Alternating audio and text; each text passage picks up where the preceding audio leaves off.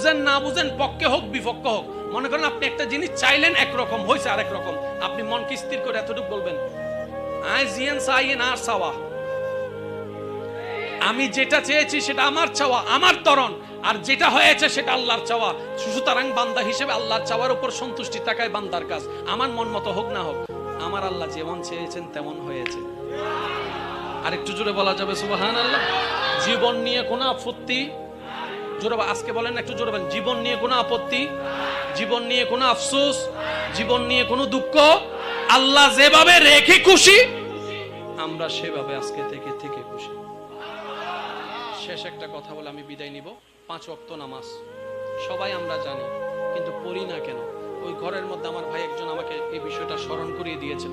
তো আমি একটা কথা বলেছিলাম যে 5 ওয়াক্ত নামাজ ফরজ সবাই জানি,